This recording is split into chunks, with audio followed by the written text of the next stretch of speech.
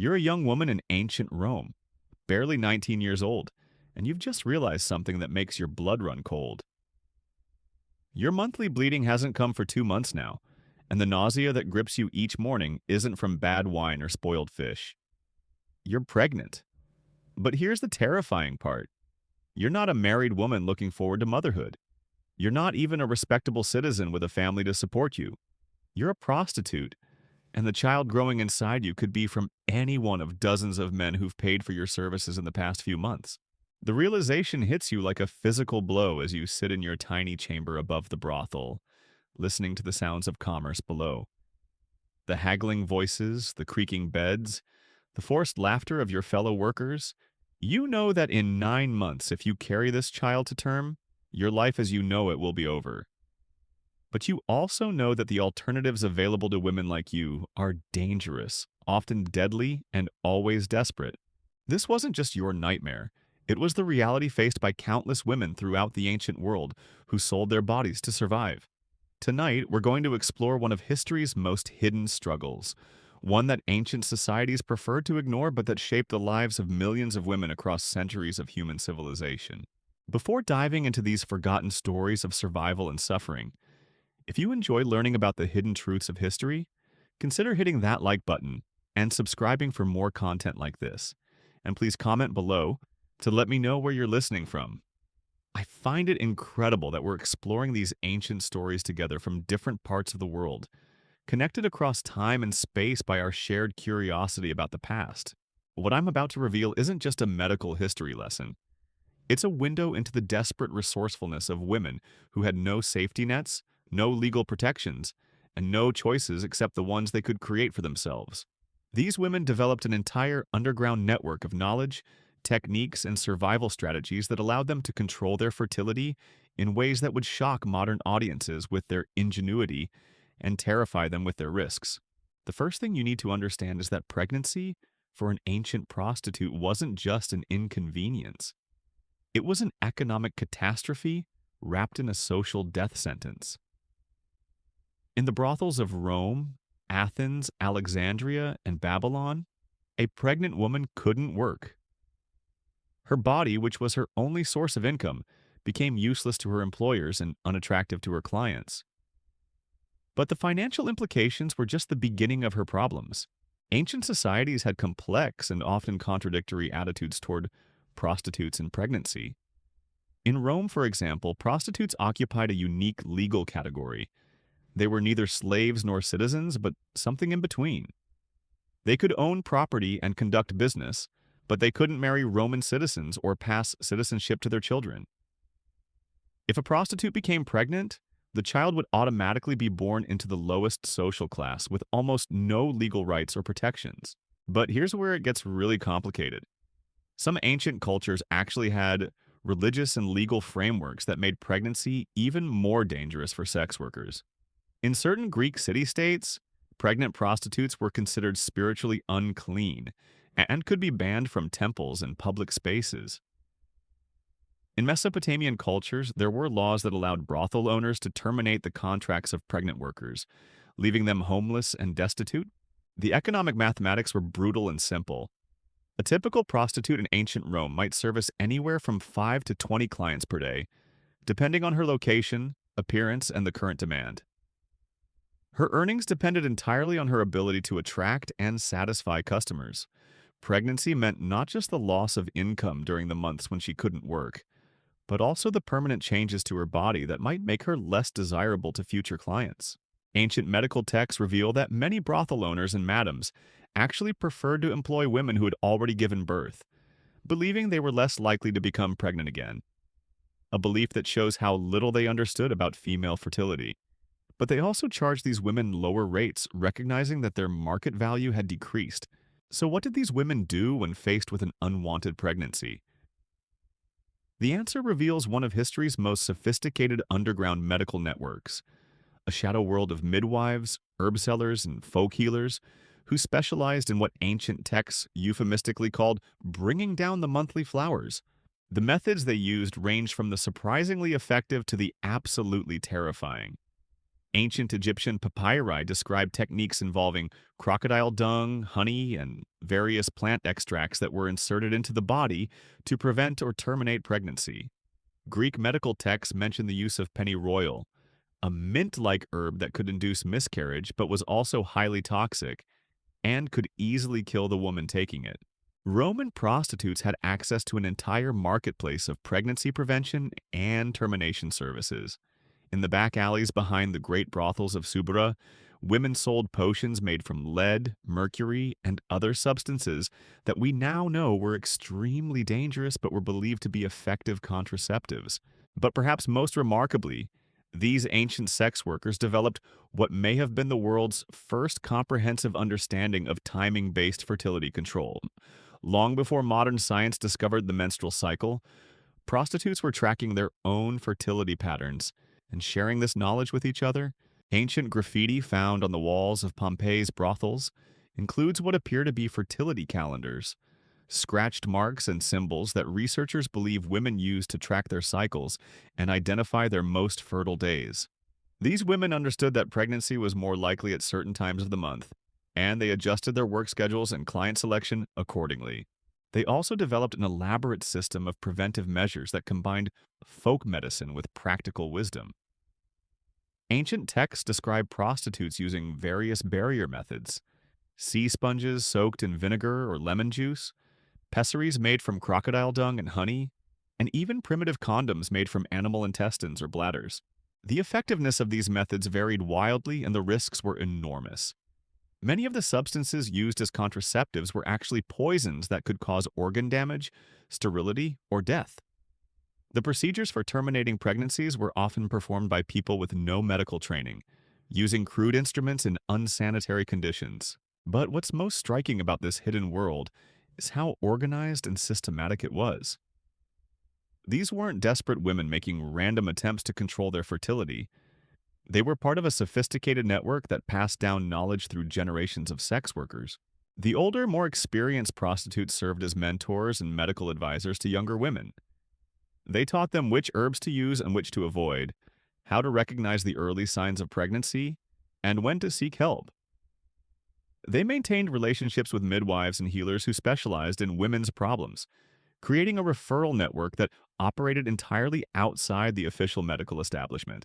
This knowledge was literally life and death information, and it was guarded carefully. Ancient sources suggest that prostitutes developed their own coded language for discussing pregnancy and abortion, using metaphors and euphemisms that would be meaningless to outsiders but crystal clear to women in the trade. They spoke of bringing down the roses, calling back the moon, and opening the closed door. Phrases that appear in ancient graffiti and literature but whose meanings were lost for centuries until modern scholars began to decode them. These weren't just colorful expressions. They were part of a secret vocabulary that allowed women to share crucial medical information without attracting unwanted attention from authorities or clients. The geographic spread of this knowledge network was remarkable. Archaeological evidence suggests that similar practices and terminology existed across the Mediterranean world, from Spain to Turkey, from North Africa to the Black Sea. Prostitutes traveling between cities carried this information with them, creating a kind of ancient internet of reproductive knowledge that transcended political and cultural boundaries. But the most shocking aspect of this underground medical world was how advanced some of their techniques actually were. While many of their methods were dangerous or ineffective, others showed a sophisticated understanding of human reproduction that wouldn't be matched by official medicine for centuries. For example, ancient prostitutes understood the connection between breastfeeding and fertility suppression. They knew that women who were nursing children were less likely to become pregnant, and they used this knowledge strategically. Some women would actually hire themselves out as wet nurses between the periods of sex work, using the natural contraceptive effects of lactation to give their bodies time to recover. They also understood the importance of what we now call postcoital care. Ancient texts describe elaborate cleansing rituals that prostitutes performed after each client, using douches made from various herbs and chemicals. While these practices were motivated by beliefs about spiritual purity and disease prevention, they may have also had some contraceptive effects. The tools and equipment used by these ancient sex workers reveal a level of sophistication that challenges our assumptions about primitive medical practices. Archaeological excavations at ancient brothel sites have uncovered bronze speculums, surgical instruments, and specialized vessels that appear to have been designed specifically for gynecological procedures. These weren't crude, improvised tools. They were carefully crafted instruments that show evidence of regular use and maintenance. Someone was manufacturing medical equipment specifically for the underground reproductive health network that served the sex trade. The economic implications of this hidden medical world were staggering.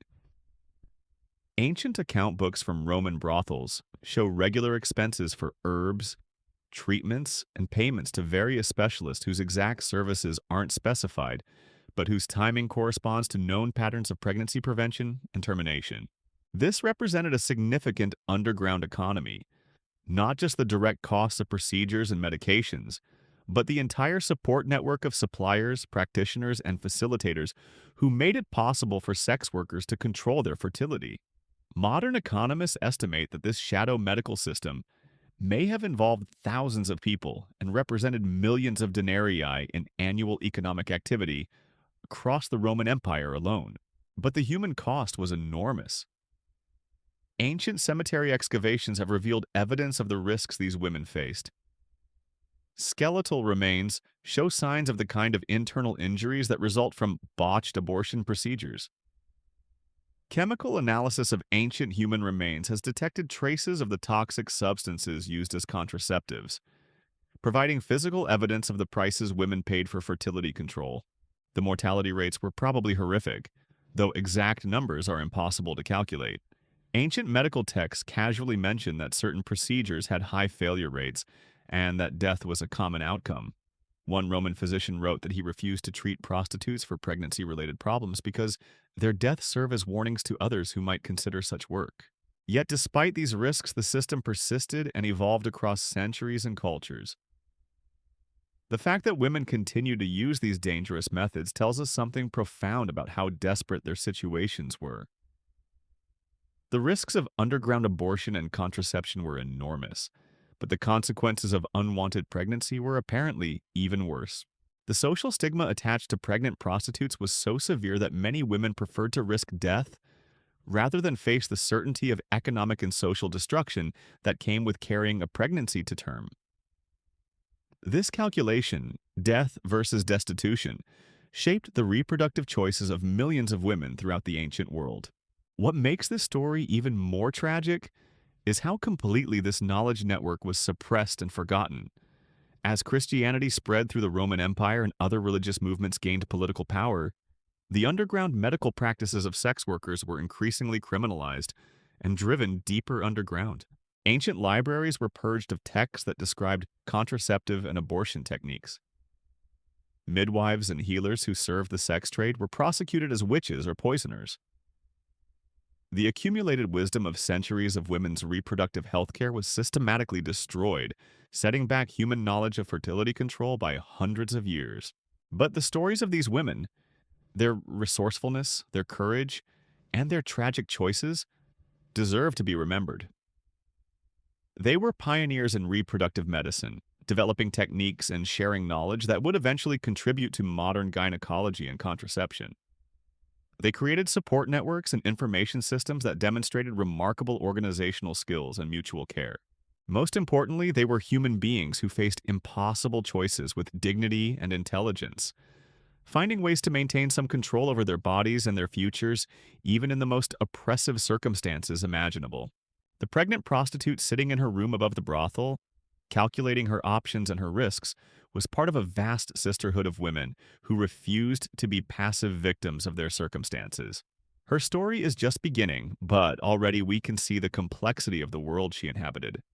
A world where survival required not just physical courage, but intellectual sophistication and emotional resilience that most of us can barely imagine.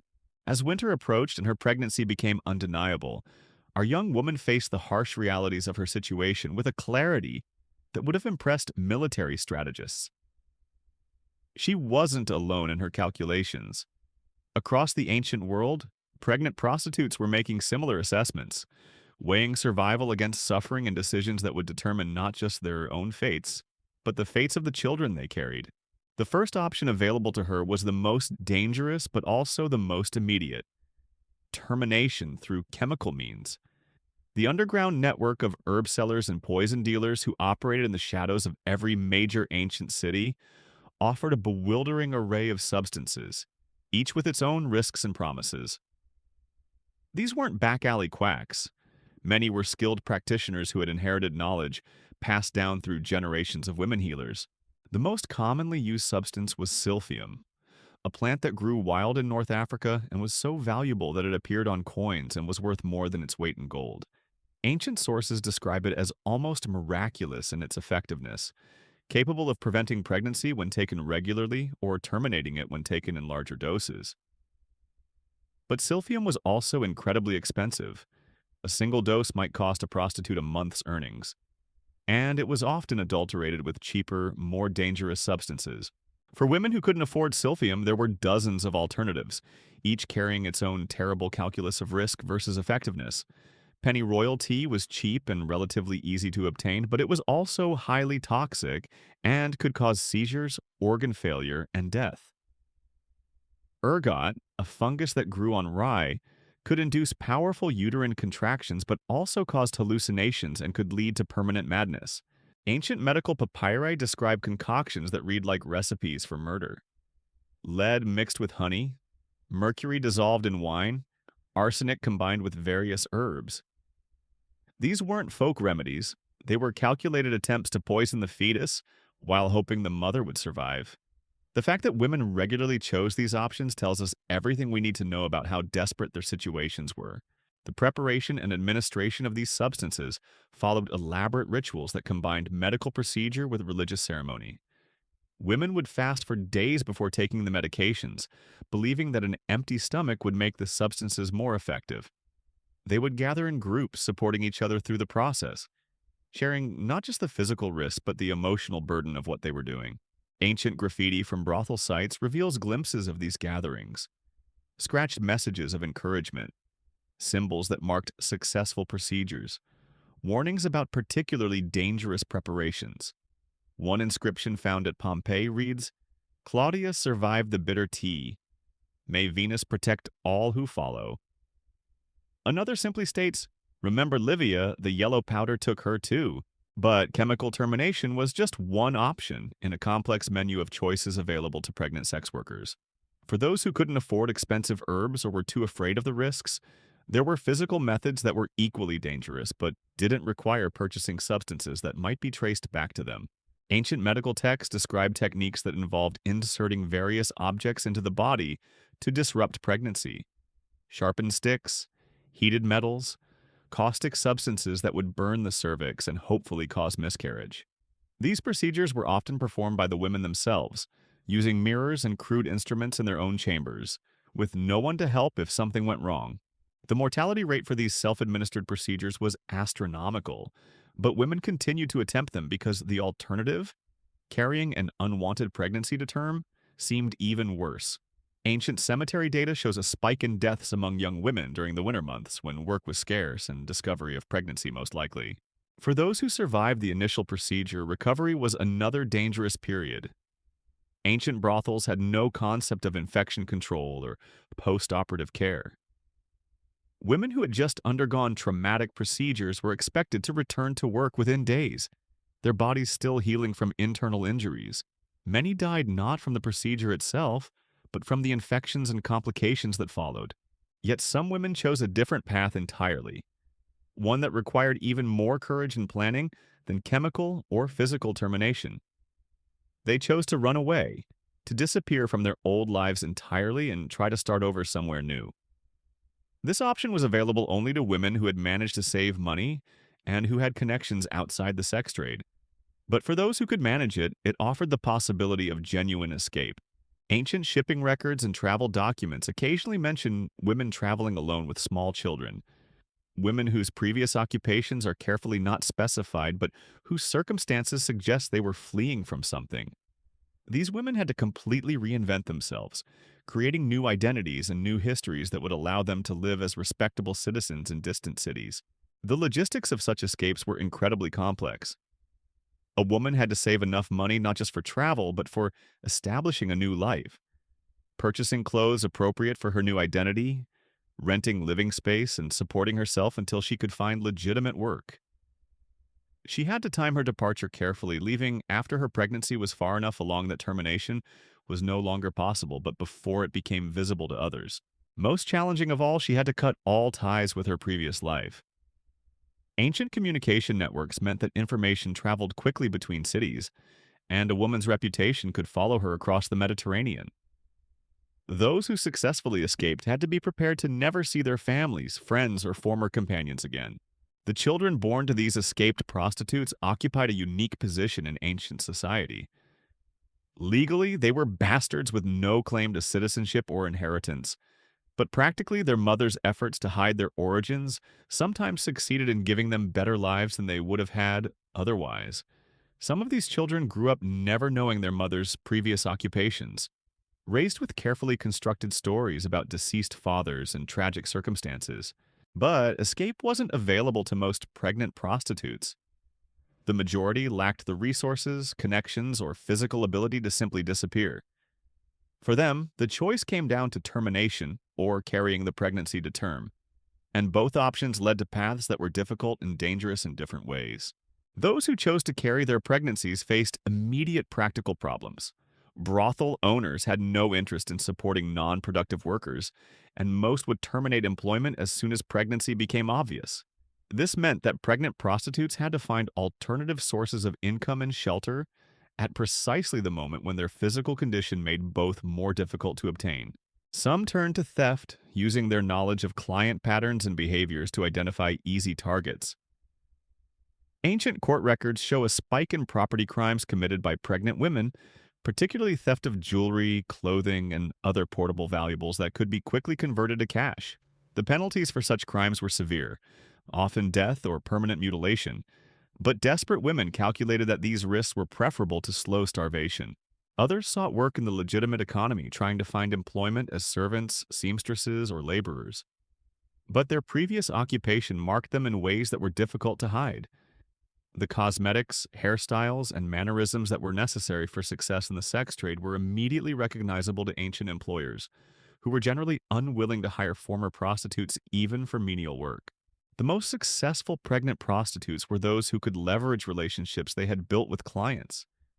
Some wealthy men were willing to provide financial support in exchange for discretion about their patronage of brothels.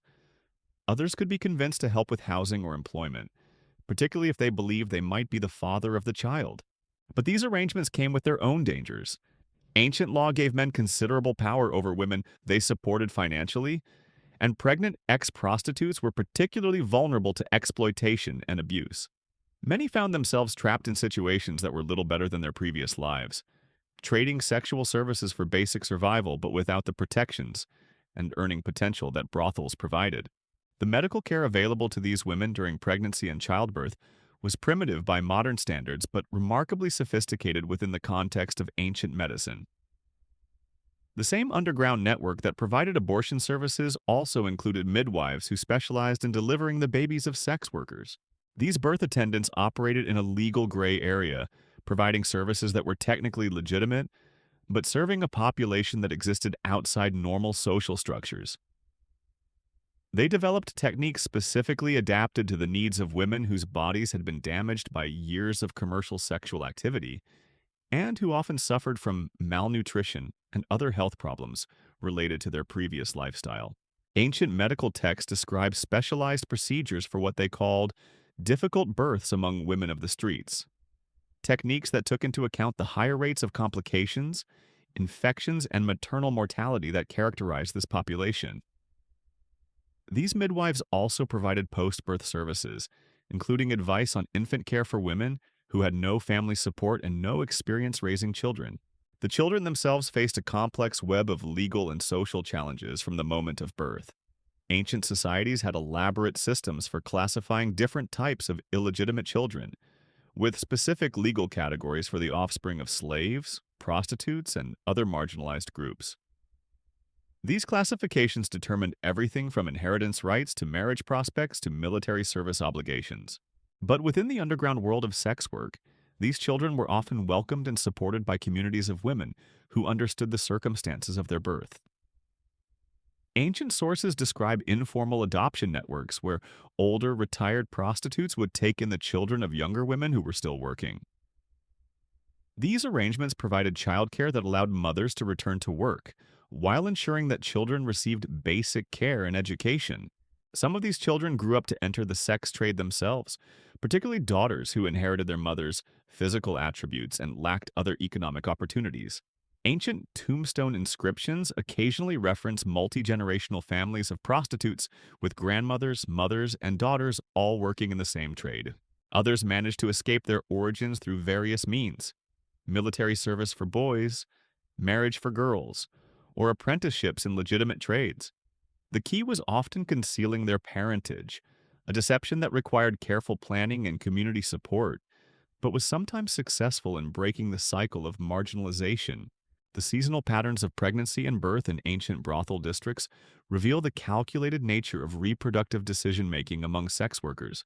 Archaeological analysis of ancient cemeteries shows that births peaked in late spring and early summer, suggesting that many women timed their pregnancies to coincide with periods when work was slowest and survival resources most available. This timing wasn't accidental. It reflected sophisticated understanding of both their own fertility cycles and the economic rhythms of their profession.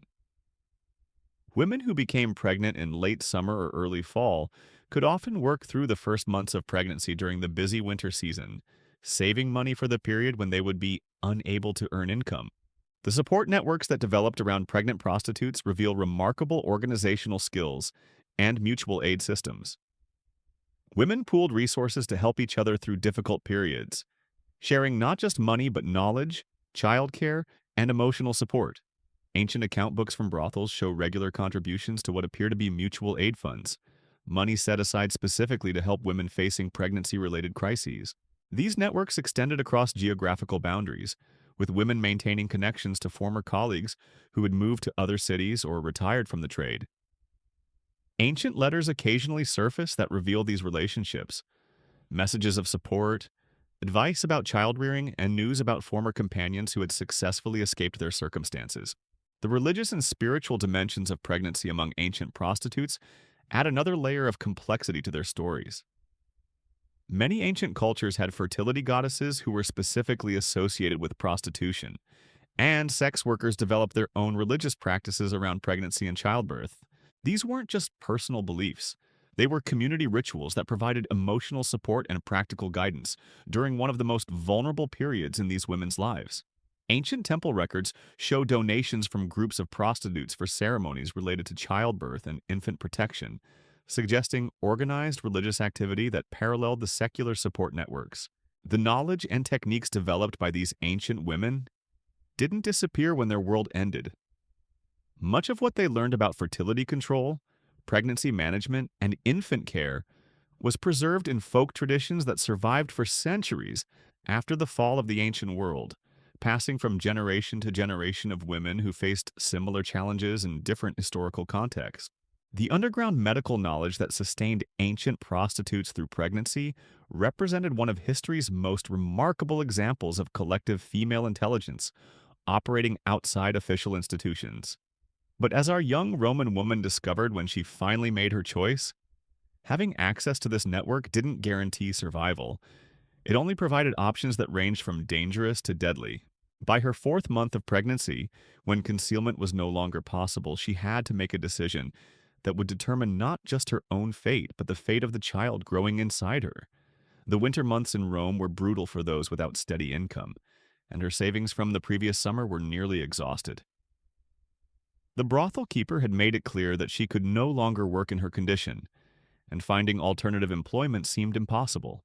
She chose the path that many women in her situation selected, a combination of strategies that maximized her chances of survival while keeping her options open as circumstances changed.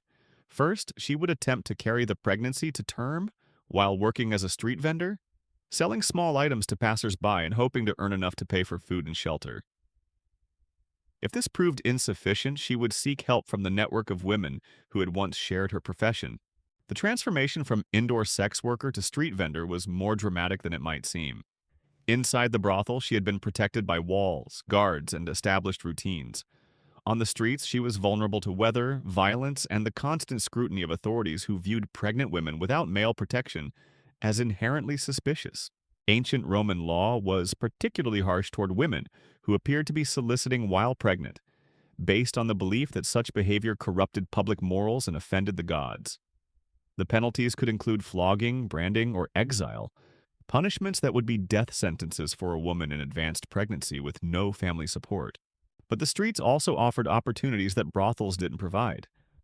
Women vendors could build relationships with regular customers, creating informal support networks that sometimes extended beyond mere commercial transactions. Ancient sources describe pregnant former prostitutes who managed to establish small but steady clienteles for various goods and services, earning enough to survive while preparing for motherhood. The items they sold reveal the ingenuity required to survive in these circumstances. Some specialized in cosmetics and beauty treatments, using knowledge gained from their previous profession to serve other women. Others sold food items, particularly specialties that could be prepared in small spaces with minimal equipment. Many offered services like laundry, mending, and childcare, work that could be performed despite the physical limitations of pregnancy. The seasonal nature of street vending meant that success depended heavily on timing and location. Winter months were particularly challenging, as fewer people ventured outdoors and those who did were less likely to make discretionary purchases. Pregnant women had to compete with established vendors for the most profitable locations, often relying on the protection and guidance of other women who understood their circumstances. Ancient graffiti from Roman marketplaces includes messages that appear to be communications between these women, warnings about hostile authorities, recommendations for safe sleeping locations, and advertisements for various services. One inscription found near the Forum Romanum reads, "The baker's wife helps those who help themselves. Bring coin and courtesy." Another warns, "Avoid the tall guard at the fountain. He remembers faces and holds grudges." The physical demands of street vending during pregnancy were enormous. Ancient medical texts described the particular health challenges faced by women who spent long hours standing, walking, and carrying heavy items while their bodies were already stressed by pregnancy. Swollen feet, back pain, and premature labor were common problems that could end both vending careers and lives.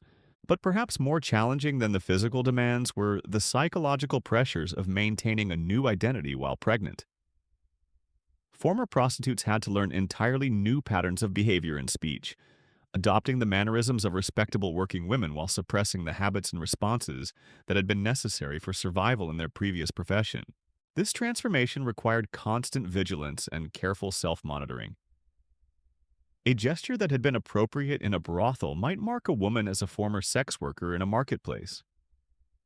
Language patterns, walking styles, and even eye contact had different meanings in different contexts, and mistakes could be dangerous.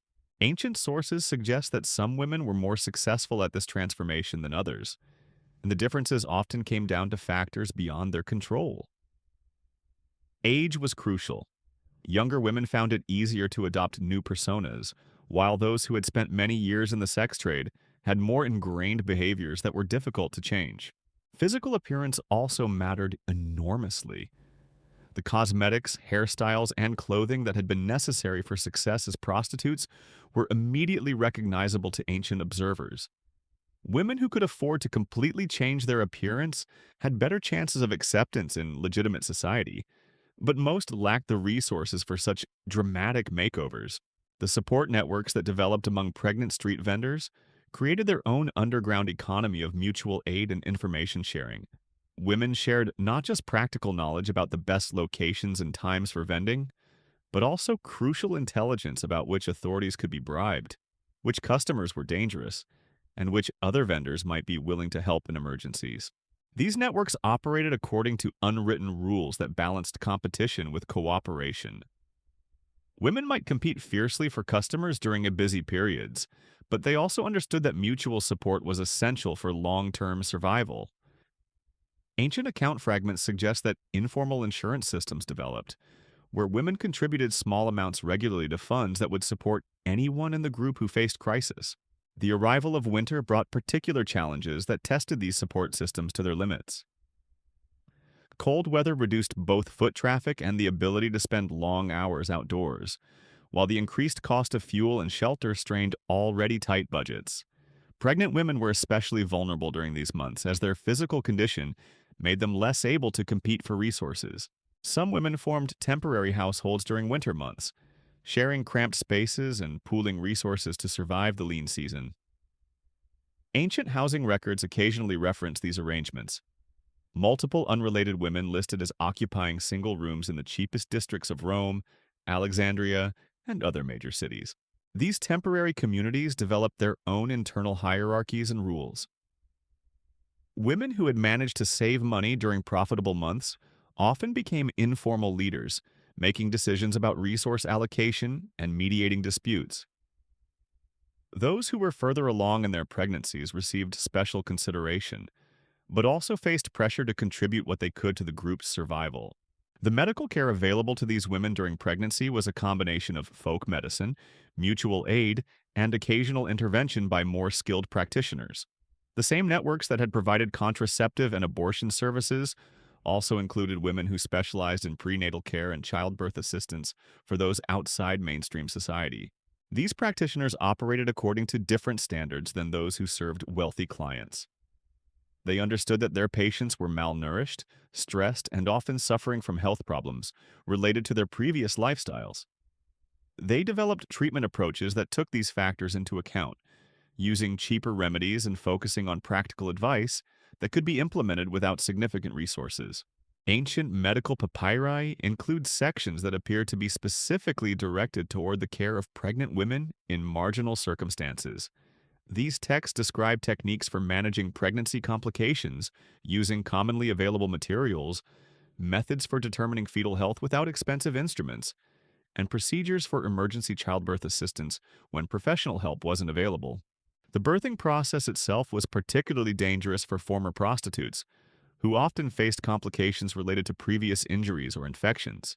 Ancient sources describe specialized techniques developed specifically for these situations, positions and procedures that took into account the physical damage that years of commercial sexual activity might have caused. But even successful births brought new challenges that wealthy women never faced. Newborn infants required constant care, nutrition, and protection, resources that street vendors could barely provide for themselves, let alone helpless children. The mortality rate for infants born to women in these circumstances was astronomical, with most dying within their first year of life. Those children who survived faced immediate questions about their legal status and future prospects. Ancient law was complex regarding the offspring of prostitutes, with different rules applying depending on the mother's specific circumstances, the father's identity, if known, and the jurisdiction where the birth occurred. In Rome, children born to former slaves who had worked as prostitutes occupied a particularly ambiguous legal position. They were technically free but had limited rights and faced significant social barriers. They couldn't inherit property, couldn't marry citizens, and were barred from many occupations and social institutions.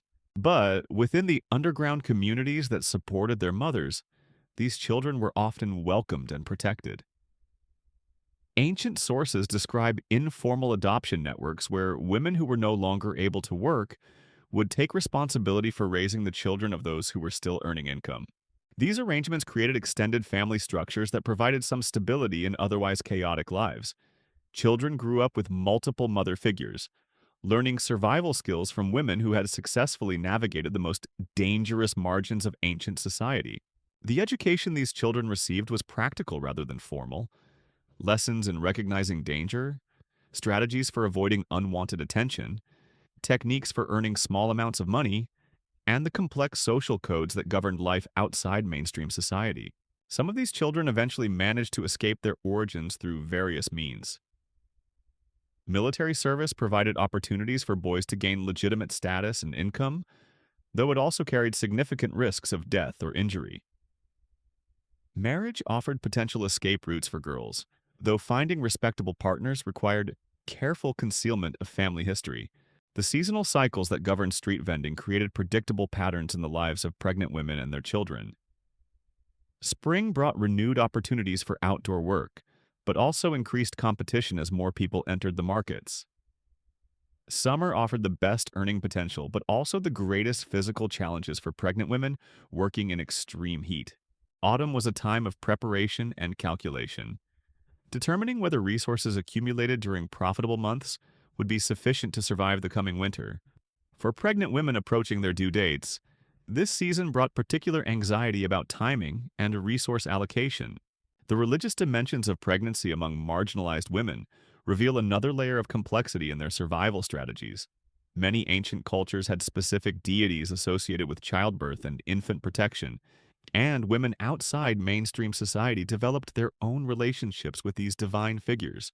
Temple records show that groups of pregnant street vendors would pool resources to make offerings for successful births and healthy children. These weren't just spiritual practices, they were also social activities that reinforced community bonds and provided opportunities for sharing practical information. Some temples offered sanctuary to pregnant women during their most vulnerable periods, providing temporary shelter and basic care in exchange for service or payment. These arrangements allowed women to give birth in relatively safe conditions while maintaining their independence and avoiding the obligations that came with more formal charity. The knowledge systems that supported pregnant street vendors included sophisticated understanding of nutrition, herbal medicine, and infant care adapted to conditions of extreme poverty. Women learned which wild plants could supplement inadequate diets, how to prepare remedies from commonly available materials, and techniques for keeping newborns alive in hostile environments. This knowledge was transmitted through informal networks that operated parallel to official medical institutions. Older women who had successfully raised children in similar circumstances became teachers and advisors, passing along techniques that had been refined through generations of necessity. The documentation of these practices is fragmentary because the women who developed them rarely had the literacy or resources to record their methods systematically. But archaeological evidence, combined with scattered references in ancient texts, reveals a sophistication of survival strategies that enabled women and children to endure conditions that would have been fatal without community support and accumulated wisdom. As spring arrived and our young Roman woman entered her final months of pregnancy, she carried within her body not just her unborn child, but the accumulated knowledge of countless women who had faced similar challenges throughout the ancient world. Her story was simultaneously unique and universal, one woman's struggle that reflected the experiences of millions who had learned to survive in the margins of societies that offered them no legitimate place. The networks that supported her represented one of history's most remarkable examples of collective female resilience. A shadow civilization of women who created their own institutions, developed their own expertise, and maintained their own systems of mutual aid in the face of societies that viewed them as disposable. Their legacy lived on not in official records or celebrated monuments, but in the survival of their children and the persistence of knowledge systems that would continue to serve marginalized women for centuries to come. The child she carried was born on a rainy night in late spring, delivered by a midwife whose hands had guided hundreds of similar births in the shadowy corners of Rome. The birth itself was surprisingly quick, perhaps because her body had been strengthened by months of walking the streets, or perhaps because desperation had made her more resilient than she knew. The old woman who attended her spoke in whispers, using techniques passed down through generations of women who served those society preferred to forget. Her daughter, for it was a girl, entered the world with lungs that announced her arrival to the entire tenement building. In that first moment, as she held her child against her chest, our young mother felt something she hadn't experienced in years: pure, uncomplicated joy. Here was a person who belonged entirely to her, who would never judge her past or question her worth. But reality intruded within hours. The midwife expected payment, the landlord demanded rent, and the baby required constant feeding that left her exhausted and unable to work. The calculations that had sustained her through pregnancy now seemed impossibly optimistic. A nursing mother couldn't spend 12 hours a day walking the streets, hawking small goods to indifferent passers-by. The first weeks were a blur of sleepless nights and desperate improvisation. She learned to strap the baby to her chest while working, hoping customers would see a struggling mother rather than a former prostitute. Some showed pity and bought items they didn't need. Others were repelled by the sight of poverty so close to their daily lives and hurried past without making eye contact. The child's father could have been any of 24 men, but that uncertainty was almost a blessing. No single person could claim ownership of her daughter or make demands based on paternity.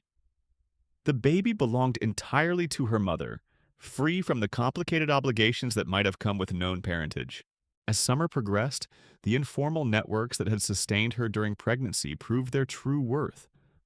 Older women who had survived similar ordeals appeared as if summoned by invisible signals, offering advice, temporary childcare, and connections to resources she hadn't known existed. They taught her which plants could increase her milk production, how to soothe a crying infant with techniques that required no money, and where to find discarded fabric that could be turned into baby clothes. Most importantly, they helped her understand that survival wasn't just about individual struggle. It was about becoming part of a community that had been invisible to her even when she lived in its midst. The women who sold flowers near the temple steps, who cleaned wealthy homes before dawn, who mended clothes by candlelight, they all shared knowledge and resources in ways that created a parallel economy of mutual support. Her daughter thrived despite conditions that should have been fatal. The child seemed to absorb the resilience of the women who surrounded her, growing strong on irregular meals and sleeping peacefully despite the chaos of tenement life. By her first birthday, she was walking and beginning to speak, her bright eyes taking in a world that her mother was determined to make better than the one she had known. The transformation from desperate survival to cautious hope took nearly 2 years. Our young mother gradually built a small but steady business, selling prepared foods to other working women who had no time to cook for themselves. Her former life had taught her to read people quickly and accurately, skills that proved invaluable in identifying trustworthy customers and avoiding dangerous situations. She never forgot the networks that had saved her life and her daughter's. As she achieved relative stability, she began contributing to the informal systems that supported other women facing similar challenges. When pregnant street vendors appeared in her area, she offered the same guidance and assistance she had once received, paying forward the kindness that had made her survival possible. Her daughter grew up knowing that her mother had once lived differently, though the specific details remained carefully vague. What mattered more was the lesson embedded in their daily life, that women could support each other through the most impossible circumstances. That knowledge shared freely became power multiplied, and that the strength to endure could be passed from one generation to the next. The ancient world that produced these stories of survival has long since crumbled into dust. But the fundamental challenges these women faced, unwanted pregnancy, economic desperation, social stigma, and the need for community support, echo across centuries. Their solutions, developed through necessity and refined through shared experience, represent a kind of wisdom that official histories rarely acknowledge, but that shaped the lives of countless human beings. In the end, the story of how ancient prostitutes dealt with pregnancy isn't just about medical techniques or economic strategies. It's about the remarkable capacity of human beings to create meaning, community, and hope, even in circumstances designed to destroy them. It's about women who refused to be victims of their situations and instead became architects of their own survival, building networks of knowledge and support that sustained not just themselves, but generations of daughters who inherited both their struggles and their strength. These forgotten women deserve to be remembered not as cautionary tales or objects of pity, but as examples of human resilience at its most profound. They faced choices no one should have to make and found ways to preserve their humanity even when the world around them insisted they had none. Their legacy lives on in every woman who has ever had to choose between impossible options and found the courage to create a third alternative that nobody thought possible.